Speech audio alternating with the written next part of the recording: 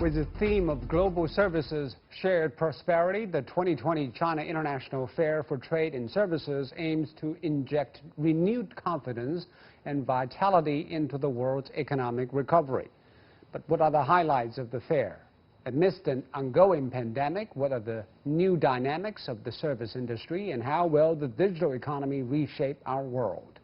To discuss these issues, I'm joined by Wang Huiyao, President of the Center for China and Globalization, Steve Keen, the crowd-founded Professor of Economics on Patron, and Charlotte Luo, Vice President of the EU Chamber of Commerce in China. That's our topic. This is Dialogue. I'm Zhou Yue.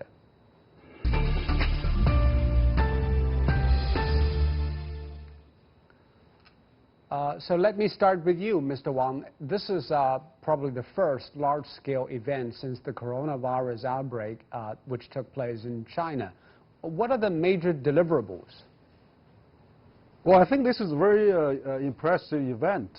Probably it's the first offline event in the world, actually, such a large scale. It has actually, lasted for 5 days, and it has actually generated a very rich result. Almost 150 countries, participants from 150 countries participated, and then also they have over 20,000 people, deals, companies that 20,000 companies participated. So that's very impressive. I think it's very significant because the service sector now is really a new growing point. Growth sectors in China, for example, China average about over 50% of service sector, but cities like Beijing is 80%. But I think in average, China still has a huge room to grow for the service sector, and I think this international service trade fair is reflecting the growth potential, which I think China is bringing to the world. And also this is really a new dynamic that China is really good at it now, for example, digital economy, 5G networks, and also AI and all the Internet of Things. So I think this is really a great progress that's been made in terms of demonstrate to the world that opportunities in China. But it also signifies the even higher opening for the Chinese economy to the outside world, which also shows that not only for the capital, not only for the trade, but for the service trade, which is going to be probably one of the major forces in the next 4 decades for China and the world to embrace. And also, I think that there's many, many platforms has been established. There's hundreds of agreement has been reached. Even my think tank, Center for China Globalization, we have to hold the 7th China Inbound Outbound conference there. We have 8 ambassadors, 10 chambers heads, and many companies attended. And we actually established a network of international chambers cooperation, which is one of the results of this fair as well. So I think it's very fruitful, and it demonstrates China's determination to open, and also a new, fresh opportunities for the world to look at and to embrace and to develop with China. As you said, this is probably the first offline event of international scale since COVID, but of course international travels is still a problem. Do you think this has undermined probably the prominence of this event?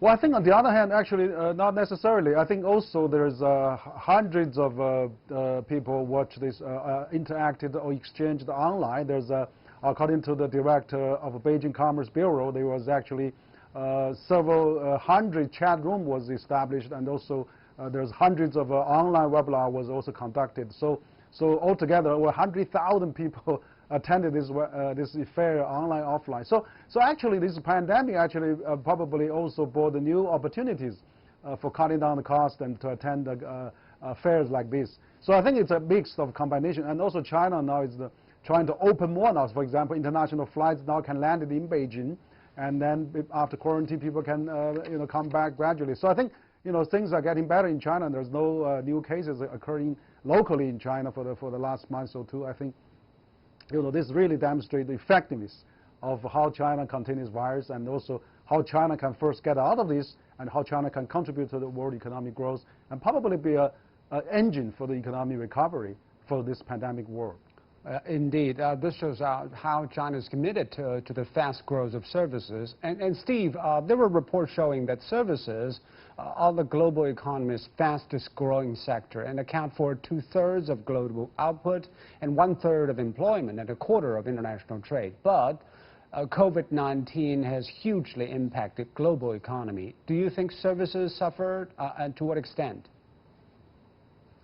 Well, I think they haven't suffered as much as transportation and tourism, obviously, but they have suffered because services I regard as an ancillary to manufacturing. I have a quip that there is such a thing as a post-manufacturing society. It's called hunting and gathering. Unless we have manufacturing, a lot of services aren't going to function, are going to be necessary, in fact. And also a lot of services are from the financial sector, and they really have been about increasing the level of private debt, private equity deals between countries as well, etc., etc. There's likely to be a lot less of that going forward than there has been in the past, and in fact some of that could actually jeopardise the recovery because we are carrying such a high level of private debt around the world that people's financial commitments made before COVID will be unsustainable during and after COVID, and there may be lots of bankruptcies coming our way. So I wouldn't paint a totally rosy picture about this. It's a good development that China is getting into this and broadening its activities beyond manufacturing alone, but there's a long way to go before it's going to function as well as the manufacturing sector does. And we've also collected some opinions from social media users on the services industry and where it is headed. Let's take a look at what some of them have been saying on how services has reshaped our economy. Tao Tao said service trade imposes less pressure on resources and environment and produces enormous jobs. China will make the pie of service trade bigger and bigger and to contribute to sustainable development of the world. So, Mr. Wang, what does service industry mean for employment? On one way, it seems services employs more people. On the other, it is more vulnerable. For example, COVID has suspended many service job positions around the world.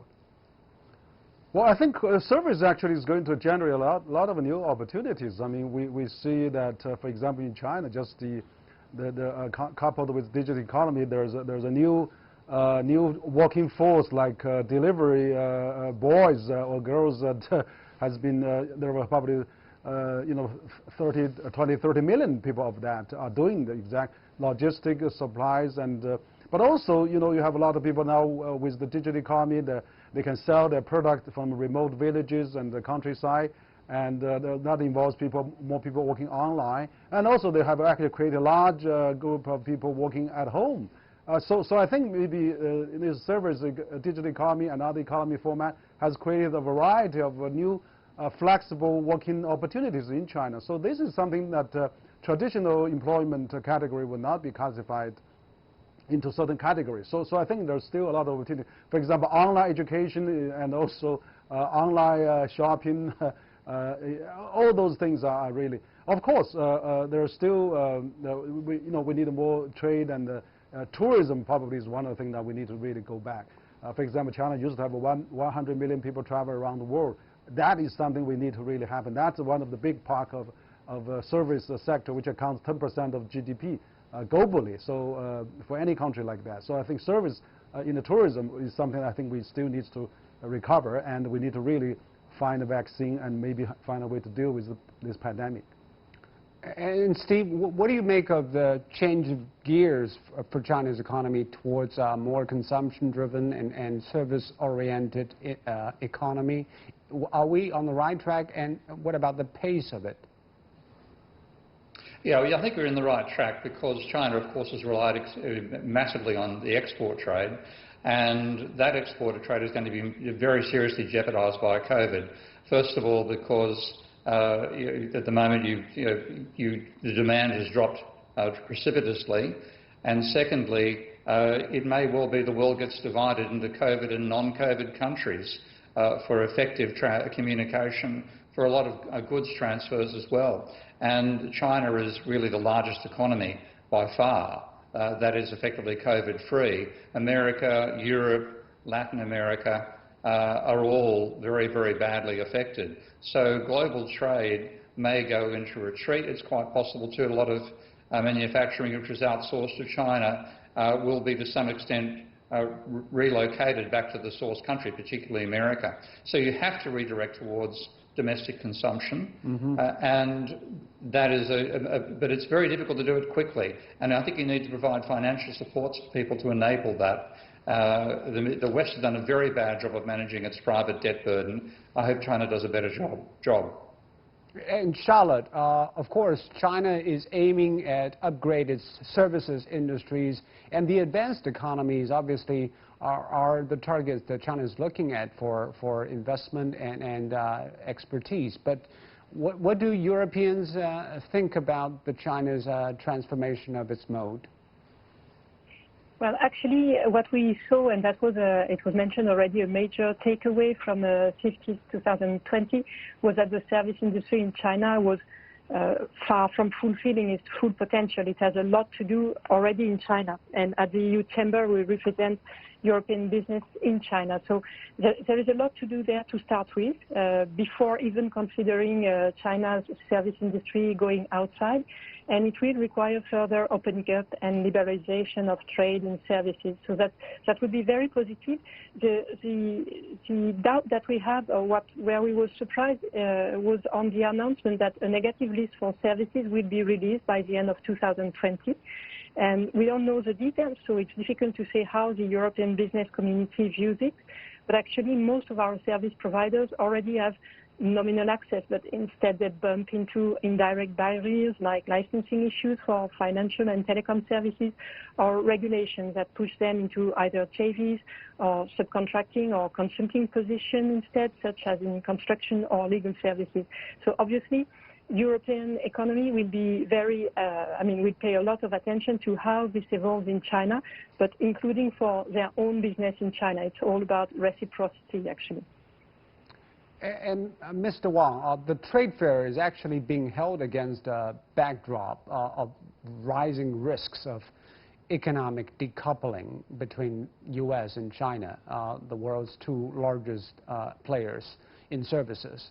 So it seems that China is a strategic competitor to the U.S., at least in the eyes of many Americans.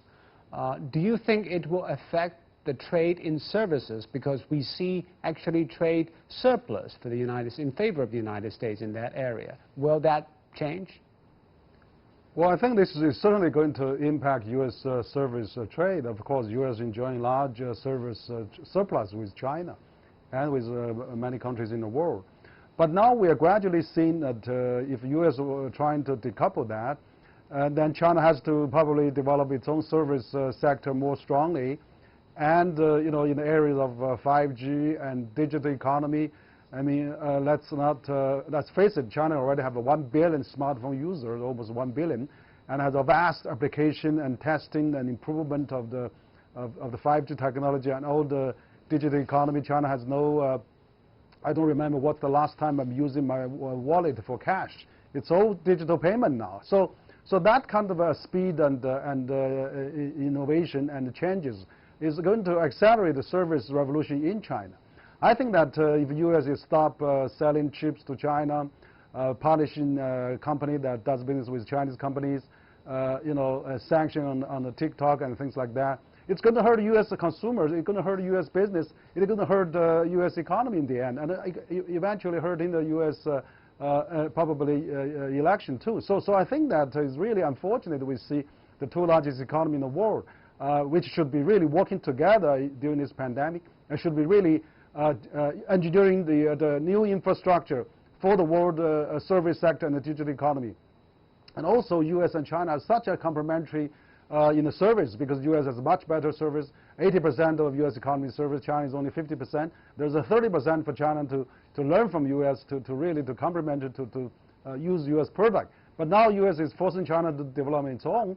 And you may see the surprises. China could probably develop very fast with all the infrastructure and the critical mass already there, that China could be really stand really on itself now with all the fast technology and digital economy with such a 1.4 billion consumers and spenders on that.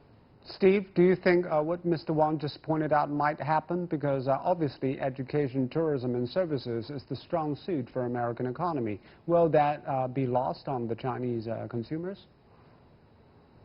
Well, it's a struggle both ways because, of course, the Americans were very happy to move the manufacturing sites to China, even with conditions where China insisted upon 50% local ownership of any joint venture.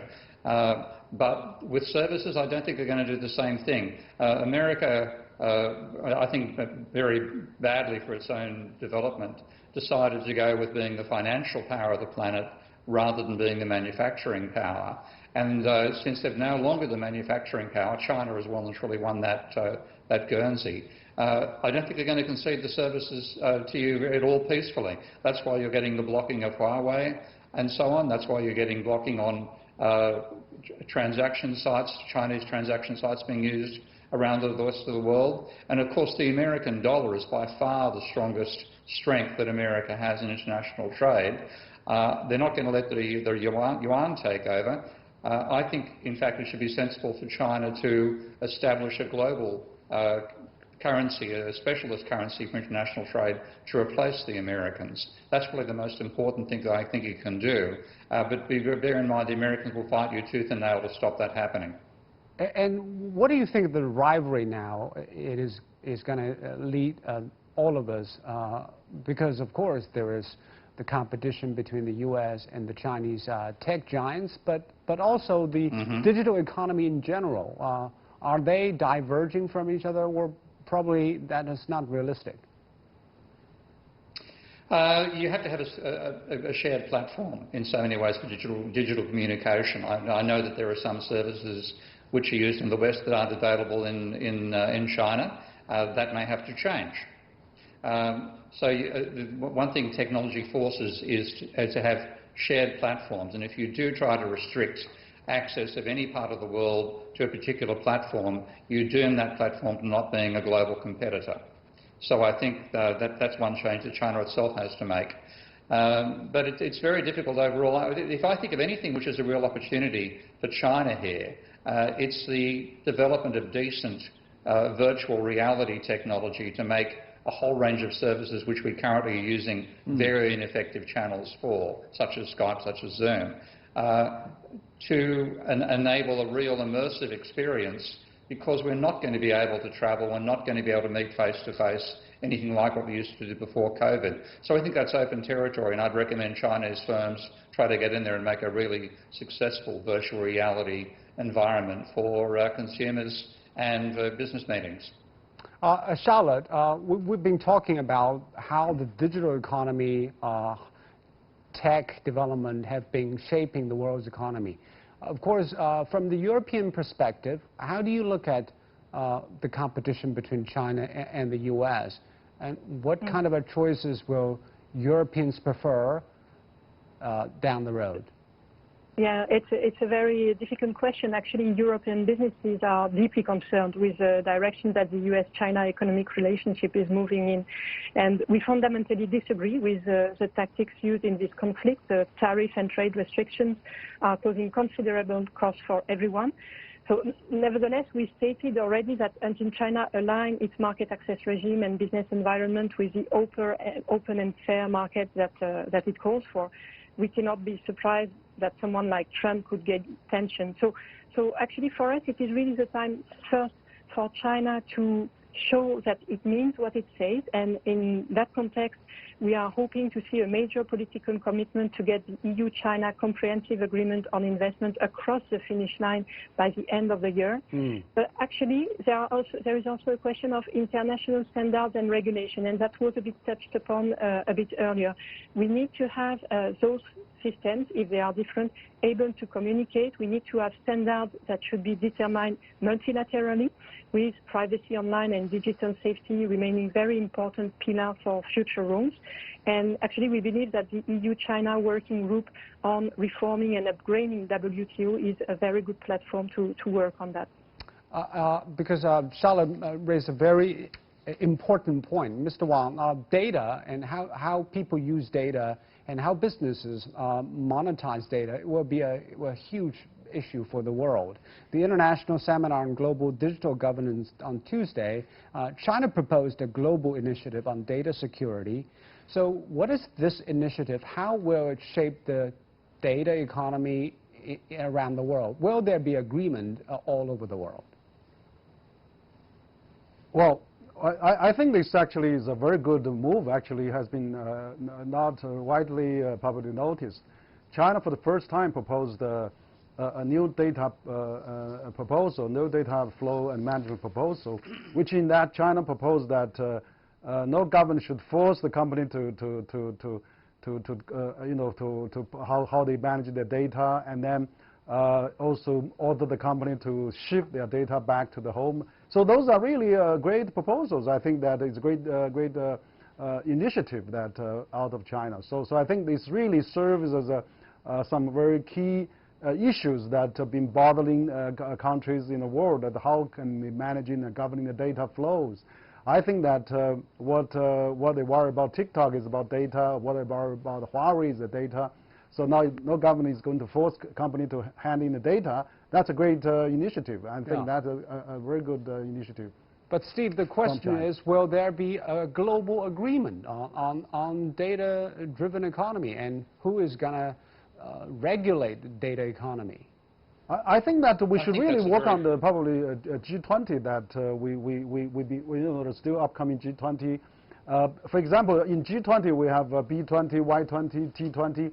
Why can't we have a D20? So the largest 20 digital companies in the world, most of them in China and US, should really sit down and talk together among the industry peers and partners, and then trying to figure out how they can best have the industry practice, how they can work with government and policymakers to really make a new set of rules for the data management in the world. I think the business people should know the best, and the government should really help them to reach consensus, so that can be applied. And also, I think CPTPP already have a data course there, and the TPP 11 countries have reached agreement on that. So that can be taken as a great reference, and China is interested in the joint TPP. So those are really good objects to shoot for. Steve, do you agree? Are you also optimistic that there will be global agreement? No, I'm not. I think we're seeing this with America's treatment of Huawei, where they're saying, well, Huawei is actually embedding code which can be used to spy upon Western businesses, and therefore they're trying to block Huawei in Western economies. And well, I mean, I have very little faith in the Americans not doing the same thing. I think there's real dangers in surreptitious behaviour by any major power in the globe, America, China. The Australians are part of what they call the Five Eyes network, where spying is a way of life. I think the only way around this really is to establish a standard for open source access to data. It should be that data is, in a sense, visible in the same way that people have made ledgers visible to everybody. You can't necessarily access the data, but you see that it's valid, you can see it hasn't been tampered with, and most importantly, you can see that accessing it isn't giving away any of your secrets. So I think we need an open source standard for data. Now, of course, corporate interests and political interests will fight tooth and nail to stop that happening. So I think we're going to have data wars rather than data standards. Another big question is what kind of economy we'll be looking at in the future. Mr. Wang, the data shows since 2012, China's digital economy grown from 11 trillion to 35 trillion yuan. And now it accounts for more than 36% of the GDP. But China is also a big manufacturing power. What is the relationship between traditional economy and the new economy, digital economy? Will they take over all the traditional parts of the economic sectors? No, I don't think that they're going to take over. I think this $5 trillion US dollar digital economy sector in China, which accounts about 30%, is enormous, and then that percentage can go higher. And now this is Internet Plus, and Internet of Things will taking place. So, for example, China is building a 10,000 5G posts every week, and so when 5G is get very popularized in China, you're going to see the next revolution of Internet of Things happening, and artificial intelligence and cloud computing and everything. So I think that is going to give China a lot of practice with 1.4 billion people use on that, and that's going to make a perfect models or a product. Then it can be applied to the rest of the world, probably some of the world, at least to the developing world. So I think you know, this is really a competition. Probably also, if China was forced to develop this, China could lead the world in terms of you know, application of the internet economy, digital economy, combined with the strong manufacturing capabilities that that is going to really take China into a very good position. So I think it's really good to collaborate together rather than really we confront each other. And Charlotte, because digital economy services is developing so fast, sometimes it's getting ahead of us. There are the problems of data privacy and regulation and taxation, even rising costs for international taxations on digital services. Countries like France, Italy, Turkey have already implemented levies. So what do you think of the argument on what the government should do about those tech companies, services companies? Well, actually, the digital economy is getting more important, and so it's an inevitable trend to levy digital service tax, which will be more difficult to levy without international rules. So it's about taxing digital services provided to consumers in a country where the company might not have a physical presence, for example, digital advertisement. So actually, this is definitely a trend that we see happening. And however, the European Chamber does not advise countries to unilaterally impose digital services tax because it brings difficulties to the judgment of permanent establishment, challenges to the division of tax jurisdiction, and it seriously affects the fairness of taxation. So really, it's an international multilateral approach that we are calling there, but the trend is definitely something that we are going to. And Steve, what are your thoughts? Because it is developing too fast. The dilemma whether we should regulate it too much or regulate it too little is always a big challenge. Yeah, if there's profit to be made, corporations will evade regulations. I had friends who used to tell me, working in the finance sector, that when they got invited to the Bank of England to be told what the next set of regulations were, as they were listening, their minds were working out how do we evade these ones. And I actually thought it was quite funny that they got invited to come along and do it. The same thing will happen in data and services. So regulation, I'm in favour of regulation trying to control abuses, but I know how ineffective that can be when there's a pot of money to be made.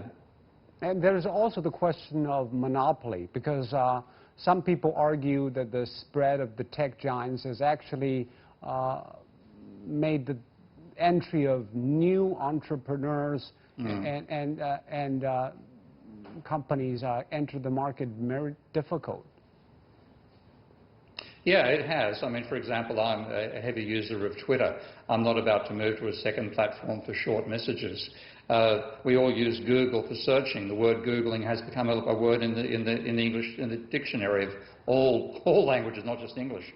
So there's an enormous prime mover advantage, and once that's established, you really have an ecosystem that people put their own patterns on top of.